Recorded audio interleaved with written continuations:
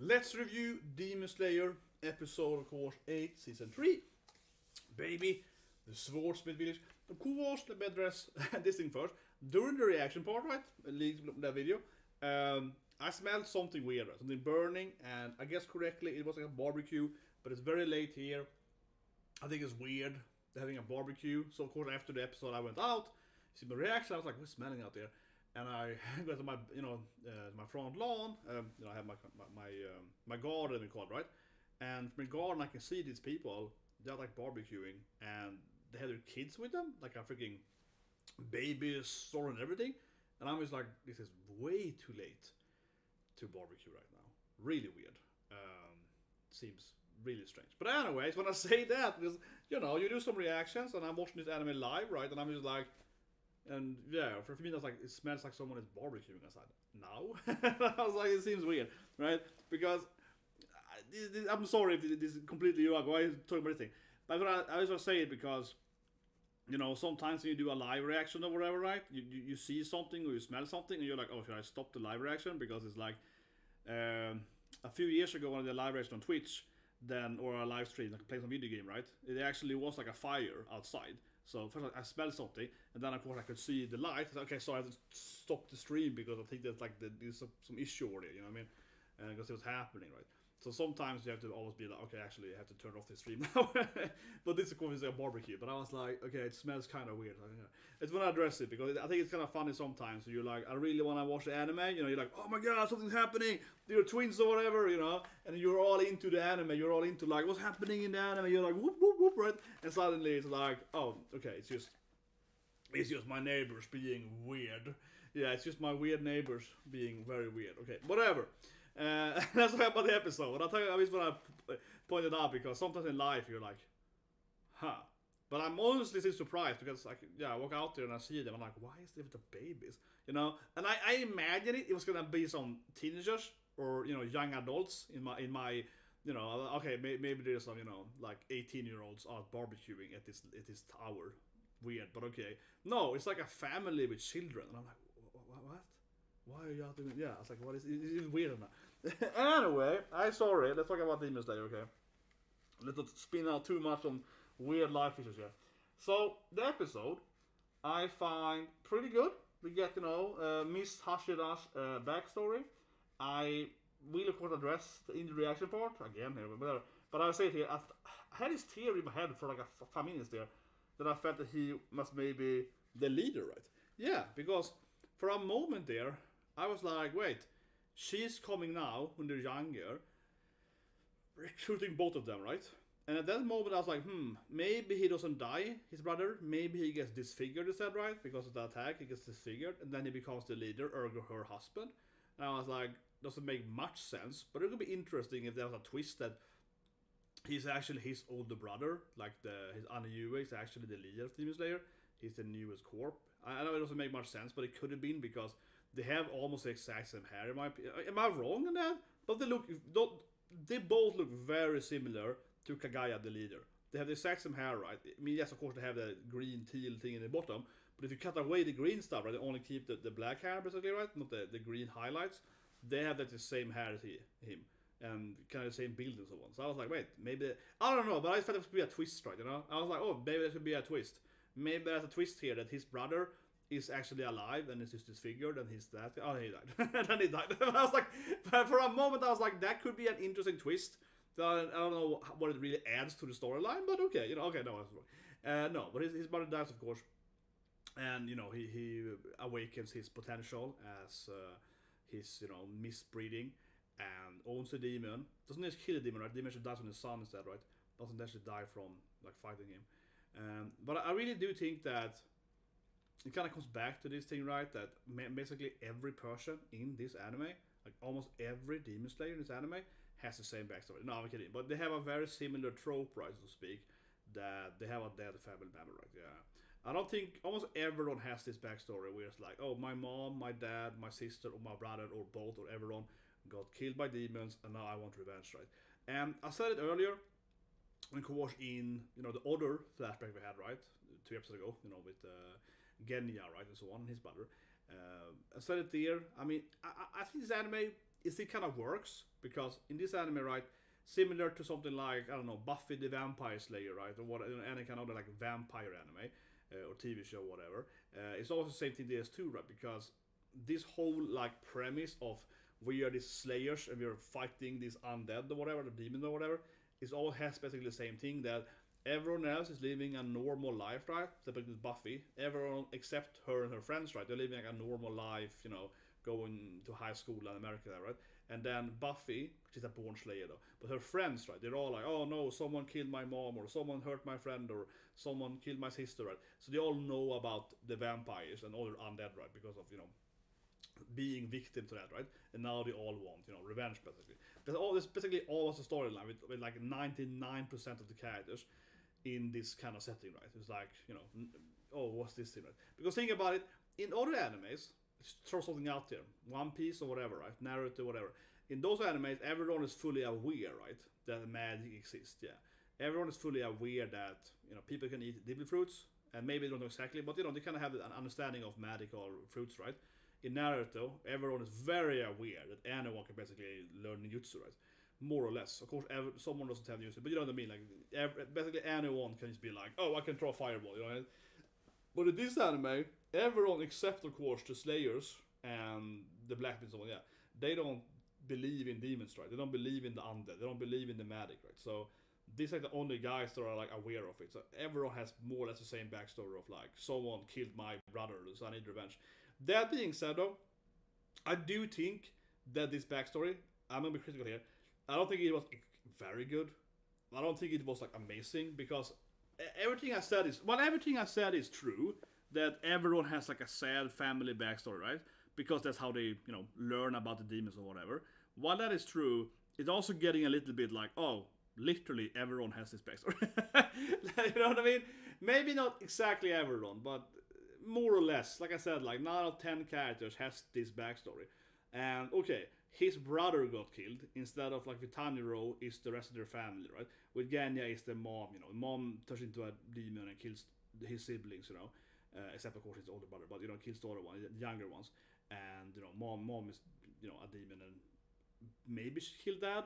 Honestly, I keep saying that with the Genya backstory because the father left them or died or whatever, right? And then mom is a demon, and I was hoping there was gonna be some kind of twist that maybe mom was like working with the demons or whatever, or turned into a demon to kill her husband because he was a bastard, right? And then she couldn't control her hunger or something.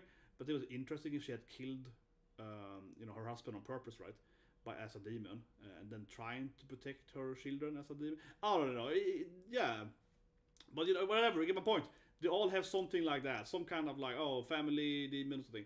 And I do think that it's getting a little bit repetitive now, right? I mean, I still like that. I mean, don't get me wrong. And this backstory just felt honestly kind of like, okay, we've seen it before. Right? I made this joke in the reaction. I said, everyone has a dead mom. It's not even sad anymore. You know what I mean? I was like, I'm joking, but also kind of genuine. You know, I'm joking, pointing out something that I think is very true, that having a dead mom in this anime like means nothing, right? Like when his twin brother died, yeah, then he got sad because, you know, he's his twin brother. So then and mom died and dad died and so on before, right? So then he got sad. But when his mom died, it didn't honestly feel that sad, because I'm just like, yeah, you and every other character in the whole anime has a dead mom. It's like, it means nothing basically, right? Like everyone has that backstory. And then of course he has a secret twin brother. But I hope that's my point here. I still like the anime a lot, but I hope that, I guess, the remaining backstories, we're obviously gonna have another couple of other characters in the next season or whatever, right? Mitsuri, we don't really know her backstory, but you know, I hope they have all the. That being said, I could see Mitsuri being this like love Hashira. I could see her having some completely other backstory. She probably if it's one Hashira, they will have a backstory that's nothing to do with demon. Is her. Yeah, she's gonna have a backstory like, oh no, my boyfriend cheated on me, so I become a swordsmith. Her backstory is gonna be something stupid like, my boyfriend slept with a demon and I kicked her ass or something. Yeah, her backstory could easily be something really stupid with romance instead, right? That might not have anything to do with demons. That being said, though, I guess her true backstory is probably likely that her husband or lover or whatever got killed by a demon, right? Yeah, that's probably the most likely for her being a love Hashira. she probably lost the person she loved, right, to a demon, like her first love or something. That probably makes the most sense. But come on, I hope I'm right there. And she's just like, no, I'm just like whatever. I lost my boyfriend. Some woman took him from me, you know. It'd be funnier if her boyfriend just sleeps with a demon chick, you know, and then she gets pissed off and fights them. That's the reason why, not because he actually killed him. It'd be funnier. But anyway, I hope you see what I mean here. I like this anime a lot, but this episode honestly did remind me of like, oh yeah, everyone has basically the same backstory. It's starting to feel a little repetitive, and I mean, yes, he has a twin brother, but that's the twist to it. He has a twin brother, then he dies, and then it's the same backstory, right? And it's a little bit like we need something else to happen. And I really hope that they're coming other characters' backstories, especially I guess next season or whatever, right? Season 4 or so on. That they have a little other backstories that have nothing to do with demons. But I don't think they will have. I think they will have the exact same backstories. Anyway. What also happened in Gore is that he owned him eventually in the end. He finally cut Gyokyu down. I still think it is like Muamura, as I mentioned in the reaction part. I think he's like probably don't die from that. Like he probably can heal that. Like he has some weird earn power. I believe it's on the earn, right? What more happened? Well, I guess his backstory was very long. There wasn't much more to happen, right? It's just in the backstory here. His twin brother, I guess, could have been another Hashira if he didn't die, right? I keep saying that he's gonna be the leader for some reason. But, yeah, his brother fights him. The demon that killed his family didn't seem to be important at all. No, he looked a lot like another demon, but he wasn't that special, so... I don't know if there was any key order. Yeah, his backstory didn't really connect. You know, honestly, this might be... I don't have to hate for this, but it might be the worst backstory because this backstory didn't really connect back to anything. Did this backstory connect back to another character? I don't think it did because in Genya's backstory, right? His brother, of course, is Hashira. So that builds up another character. So that backstory, I think, is much better, honestly. Yeah, that backstory is much better because Genya's backstory is also his, you know, the Wind Hashira is his brother. So that builds up two characters' backstory. And also, I think it was better. When Mom turned into a demon, that was, in my opinion, a much better backstory because it was interesting, right? He has to actually kill his own mom, right? That she become evil. That was a much better backstory. This felt, honestly, I think it's probably the weakest backstory, yeah. He has a twin brother, and they argue a lot, but they do love each other. And then his twin brother saves him from the demon, and he dies, right? And that's it, right? It's basically like every other backstory. His twin brother doesn't really have any involvement later. There's no one else really built up in his backstory. Yes, we see the waifu coming in there, but you know, there's no really other, like, the demon wasn't like a super high level demon. There's no other really connection. His backstory doesn't connect to anything else, except that he kind of remember why he wanted to be a demon slayer in the backstory. He's like remembering his motivation, right? But it doesn't really connect to another character. Where again, Genya's backstory connects to the other Hashira. It's a double backstory, you know what I mean? And also, I think it was better written, really much better written. But for example, you know, the whole Tanjiro Nezuko's backstory, that obviously goes back to Musan, Kokoshi, you know, these other demons, whatever, right? So that's obviously important. They're the main characters, though, to make more sense. But, you know, we've seen other people's backstories where if they have a little more to do with the upper ranking demons. I hope that's what I mean here. But the other backstories, not everyone's backstory, but some other backstories are more, you know, okay, this backstory is involved with this character, and this also explains this character, or this power, or whatever. And I felt this backstory was probably the most isolated, if that makes any sense, right? The backstory where I feel like, oh, this backstory didn't really mean anything except for the main character. Or also this character, I mean, in the episode. This sounds so negative now, but the more I reflect over it, that's probably why I'm also a little bit like, oh, this backstory felt very repetitive, because it really has all the same tropes as the other backstories, and it doesn't actually add anything new to the storyline. So he has a sad backstory, just like everyone else, right? And there's no extra new information really in this backstory, except that he had a twin brother that died. And that's kind of what I summarized here. Yeah, this is probably the weakest backstory. I have to say that, right? Doesn't mean that it's a terrible episode or, oh, this is the worst thing ever, whatever. But in comparison to the other backstory, this is probably the weakest backstory in this anime. And the Genya backstory, again, the sentence here, was much better. Yeah, it felt more emotional and also better world building. So it had two parts. And I also think Genya's crying scene also felt more emotional. I think it's visually a better scene too. It's still, yeah, sure, his brother is like saving him and he's like sad, but the Genya scene felt better, you know, for his mom turning into a demon, his brother kills her, right? And he's like crying. He's like, how could you kill mom? And it's like, no, he's just evil or whatever. And it's like kind of, he doesn't understand what's happening first. So I think that was a much better backstory. Yeah, that backstory was like at least twice as good as backstory. I sound really negative. Yo, but no, I'm like, again, I don't hate this episode, right? But I'm comparing it to the older backstories, and I think this is the worst one of them. It's definitely not as good as Genya backstory. Genya backstory is much better. But anyway, I'm repetitive now, but I really want to break it down. People are probably going to be angry at me now. Probably lose some subs or whatever, saying the truth here. But I think it is the weakest backstory, honestly. I'm really thinking in my head now about all the other backstories, from the good side at least. And I stand by saying that, especially compared to the other one this season. What do you guys think? Leave a comment below, right? I mean, I genuinely think that I'm going to lose some subscribers now. I'll probably get a -5 subs now for saying the truth here. But it's always like this, you know? Like when I made a Attack on Titan video that last year, and I was like, okay, this part here with Mikasa is bad writing. And you know when I get on Mikasa, okay, I admit, when I get on Attack on Titan, and I talk about Mikasa, then I'm just like, oh my god, this is terrible. It's not the same here, okay? Here I'm just being a little bit critical, right? Where I admit, when I get on Mikasa, I'm like, oh my god, I hate this shit. I'm way more negative. I am way more negative on Attack on Titan, by far, like 10 times more probably. But still, I think it was interesting. I made this Attack on Titan video, right? And I was just, you know, you said this video. I was just like, okay, this storyline with Mikasa is kind of weird. I think it's out of character, doesn't make any sense, you know, yada yada. But I was still very fair, and I wasn't like, oh, this is the worst thing. I was like, this is not very good writing, you know. I was more negative in this video, definitely.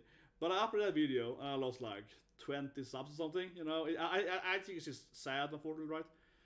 You critique something, trying to be honest, right? And some people just can't handle it. It's very, I just say it, I think it's very fortunate on YouTube and other social media that if anytime you're critical, people are like unsubbing or, you know, disliking and so on. And I think that I'm being very fair here. This anime, like I said, I do admit that I was way more negative on Attack on Titan, which I stand by, of course, because I really do think Mikasa is terrible writing. Now I probably lose my people. No, but come on, Mikasa is an issue because she's just so. She has no personality. Right? Her personality is she loving Eren. She's like Eren. You know what I think about her? She's like the worst female character in the whole anime because her whole personality is just like I'm in love with Eren. Eren is my favorite color, right? I always hated that with her. And people always comment on me saying that how could you like Mikasa? You're always like into this, you know, strong female characters like, you know, Melona or, you know, etc. Right? You know, people are always like, oh, but you love character, you know, that are, you know, muscular waifus that are fighting and so on. How can't you not like Mikasa? She has all this muscular scenes. She's a good fighter. And I was like, yeah, but the only thing she has is she can fight, right? Her personality is just terrible. She has no personality. And she's basically the opposite, right, of Melona. Melona is this badass fighting waifu, and she's very, very determined. But also, she's very free, you know. Melona is like, if I want to smash, I get freaking smashing, you know. Melona is like, no man tells me what to do, right? She's independent. She's very, you know, this very freedom, so to speak. She does what she wants, you know what I mean? Where Mikasa is basically a slave, right? You know, she's mentally just like, oh, I need to do what Eren wants, right? And whatever answers that, we have to kill Eren. Oh, but I love my Eren, and you know, it's just the whole thing, you know what I mean? She's the opposite of Melona. Melona, they have basically the same like positioning in the anime, right? They're both like female warrior waifus, muscular, big ass, you know, fighting ladies, right? So they're very similar in a power scale, or like in a power in their own universes, right? That's the strongest female character. But the one of them has a very strong personality, you know, and the other one has basically a slave mentality, right? So they're opposite in that way, right? So I love Melona and I hate Mikasa because Mikasa represents basically, you know, a woman with zero personality. Yeah, I don't get it. I spin out for this review now, but I'm just seeing these people being. I'm just seeing people being pissed off at me because I dare to say this review that this flashback is pretty repetitive. You know what I mean? So hear me out, guys. Hear me out, okay? Hear me out. Anyway, please subscribe instead. Press the like button and have a great day.